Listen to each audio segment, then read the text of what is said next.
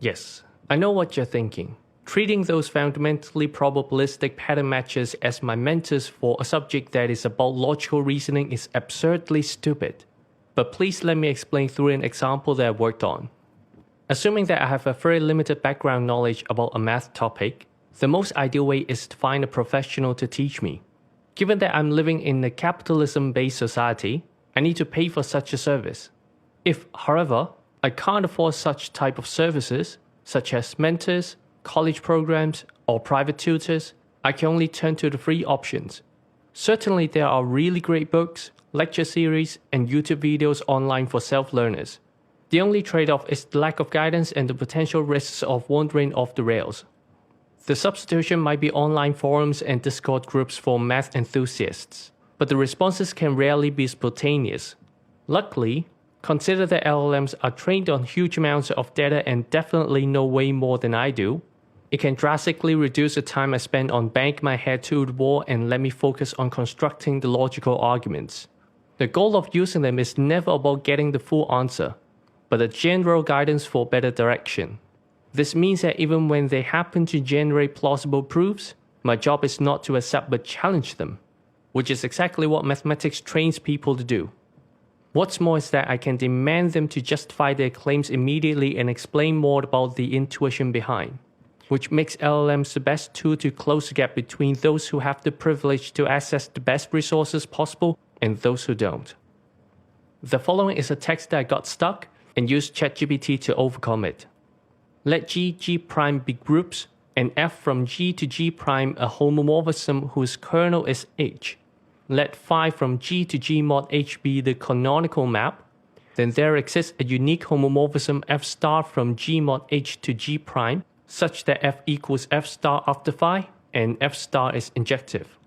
Although there is more explanation afterwards, I still got pretty confused about how to prove this.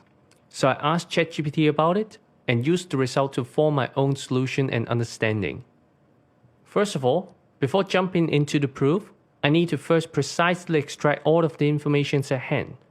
Here I have a group homomorphism F from G to G prime, its corresponding kernel H, and the canonical map phi from G to G mod H, where phi of G equals the coset GH.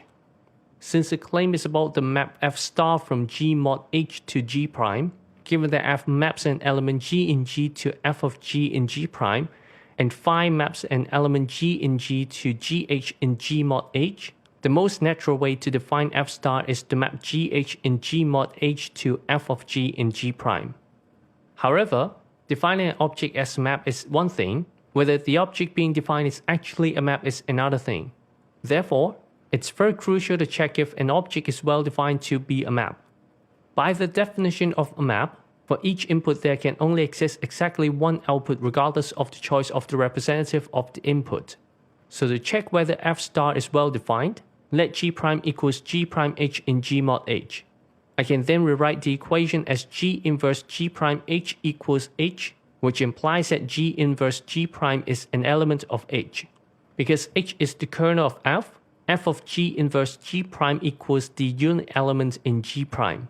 According to the property of F being a group homomorphism, F of E equals F of G inverse G equals F of G inverse F of G equals E prime. Thus, we have F of G inverse equals the inverse of F of G. This leads to F of G inverse G prime equals F of G inverse F of G prime equals the inverse of F of G prime equals E prime. Therefore, F of G equals F of G prime. By the definition of F star, this means F star of GH equals F star of G prime H. So I can conclude that F star doesn't depend on the representative, and F star is well defined. Next, I'd like to check if F star is a homomorphism. Let GH, G prime H be the elements of G mod H, then F star of bracket GH bracket G prime H equals F star of G bracket H G prime H by associativity. Since H is normally in G, I'll get F star G bracket G prime H equals F star of G G prime H. Then because of the definition of F star, it equals F of G G prime equals F of G prime. In terms of the unit element, Since h is the unit element of G mod h, f star of h equals f star of eh equals f of e equals e prime. Thus, f star is a group homomorphism. To verify that f equals f star after phi, for any g in G, I have f star after phi of G. Applying phi first, I get f star of gh, which by definition equals f of G. Hence, f indeed equals f star after phi. In order to prove that f star is injective, assume f star of gh equals f star of g prime h. This implies that f of g equals f of g prime. Then inverse of f of g prime equals f of g inverse f of g prime equals f of g inverse g prime equals e prime. This means that g inverse g prime h equals h, and thus gh equals g prime h. Hence f star is injective. Finally, to show that f star is unique, assume psi from G mod h to G prime be any homomorphism with f equals psi after phi. Then for all G in G, psi of gh equals psi of phi of G equals f of G equals f star of gh. Therefore psi equals f star, and hence f star is unique. And thus I show that there exists a unique injective homomorphism f star from G mod h to G prime such that f equals f star after phi. Nevertheless, being able to prove a statement to be true only guarantees a granular level of understanding, meaning that I'm familiar with the function of each individual component of a machine, not the function of the machine itself. So let's step back and take a look at the idea of the statement as a whole. Consider the group homomorphism f from G to G prime. It intuitively means that the map f respects the law of composition in G and retains this structure after sending the elements to G prime. In general, such a map isn't required to be injective or surjective, meaning that f can send different elements in G to the same element in G prime, and the image of f may not cover the whole G prime.